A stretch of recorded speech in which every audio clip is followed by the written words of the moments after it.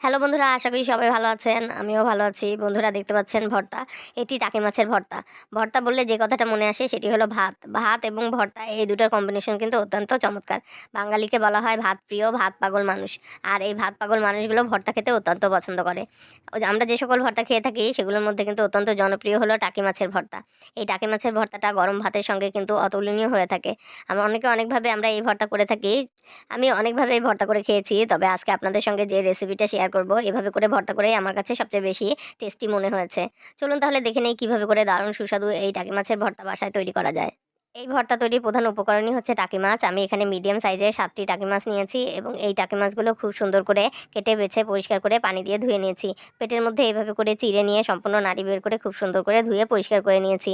টাকি মাছ ভর্তার জন্য খুব বেশি বড় সাইজের না নেওয়াই ভালো। কেননা বড় সাইজের টাকি মাছের কাঁটাগুলো শক্ত হয়ে থাকে। তাই ভর্তা বাছতে কিন্তু কষ্ট হয়। তাই আমরা যদি মিডিয়াম সাইজের টাকি মাছ দিয়ে ভর্তা করি তাহলে কিন্তু কাটা বাছার ঝামেলাটা কম হয় এবং ভর্তা খুব সহজেই করে ফেলা যায়। এবার এই সুন্দর করে পরিষ্কার করে নেওয়া টাকি মাছের মধ্যে অল্প পরিমাণে লবণ এবং অল্প পরিমাণে হলুদ দিয়ে দেবো। এই লবণ হলুদ মাখিয়ে খুব সুন্দর করে টাকি মাছ রেখে দেবো প্রায় ১০ মিনিটের জন্য। এ সময়ের মধ্যে আমরা পেঁয়াজ এবং অন্যান্য সকল উপকরণ কুচি করে নেব। ৫টি মিডিয়াম সাইজের পেঁয়াজ নিয়েছি ২টি কাঁচামরিচ, নিয়েছি ছোট সাইজের ১০-১২ কোয়া রসুন এবং নিয়েছি একটি শুকনা মরিচ, কিছু ধনিয়া পাতা।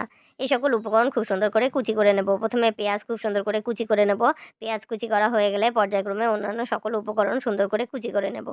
এবার চুলায় একটি প্যান দিয়ে দেবো এবং এই প্যান খুব সুন্দর করে গরম হলে এর ভেতরে ২ টেবিল চামচ পরিমাণ সরিষার তেল এবং দিয়ে দেবো ২ টেবিল চামচ পরিমাণ সয়াবিন তেল।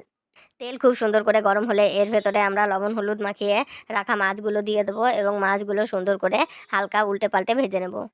এক পাশ হালকা ভাজা হয়ে গেলে উল্টে দিয়ে আমরা অপর পাশও ভেজে নেব। এভাবে করে মাছগুলো উল্টে পাল্টে ২ পাশ সুন্দর করে হালকা ভেজে নিয়ে আমরা যে সকল উপকরণ কুচি করে রেখেছিলাম সেই সকল উপকরণ সবগুলো এই মাছের মধ্যে দিয়ে দেবো। মাছের মধ্যে সকল উপকরণ দিয়ে হালকা নেড়েচেড়ে এর ভেতরে দিয়ে দেবো লবণ। আমি এখানে প্রায় ১ চা চামচ পরিমাণ লবণ দিয়ে দিলাম এবং দিয়ে দেবো হলুদ। এখানে অর্ধেক চা চামচ পরিমাণ হলুদ দিয়ে দেবো।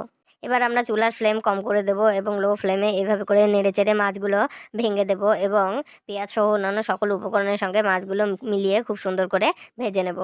খুব ভালো করে ভেজে নেব যেন পেঁয়াজ, রসুন এবং অন্যান্য সকল উপকরণ মাছের সঙ্গে খুব ভালোভাবে মিলেমিশে যায় এবং খুব ভালো করে ভাজা হয়। এভাবে করে ভাজতে আমাদের সকল উপকরণ খুব সুন্দর করে সিদ্ধ হয়ে যাবে। আমরা এভাবে করে সুন্দর করে ভেজে নেব, একটু সময় নিয়ে সুন্দর করে ভেজে নেব। খুব ভালো করে ভাজা হয়ে গেলে আমাদের ভর্তার সকল উপকরণ রেডি হয়ে যাবে। এভাবে করে সুন্দর করে মাছ ভেঙে সকল উপকরণের সঙ্গে মিশিয়ে প্রায় ১০ থেকে ১২ মিনিট লো ফ্লেমে ভেজে নিলেই আমাদের ভর্তার উপকরণ রেডি হয়ে যাবে। এবার আমরা চুলা বন্ধ করে দেব এবং এই সকল উপকরণ ঠান্ডা হওয়ার জন্য ছেড়ে দেব। যখন খুব সুন্দর করে ঠান্ডা হয়ে যাবে তখন আমরা হাত দিয়ে সুন্দর করে মাছের যে কাঁটা রয়েছে সেই কাঁটা বেছে ফেলে দেব।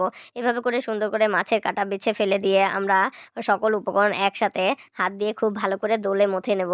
এর ফলে যে ভর্তার ভেতর দানাদার ভাব রয়েছে সেগুলো কিন্তু সুন্দর করে মিহি হয়ে যাবে এবং আমাদের ভর্তা রেডি হয়ে যাবে।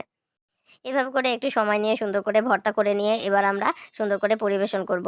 একটু সাজিয়ে সুন্দর করে আমরা গরম ভাতের সঙ্গে এই ভর্তা পরিবেশন করতে পারবো। আপনারা টাকি মাছের ভর্তা হয়তো অনেকে অনেকভাবে খেয়ে থাকেন, তবে এভাবে করে একবার ট্রাই করে দেখবেন, অনেক সুন্দর লাগে।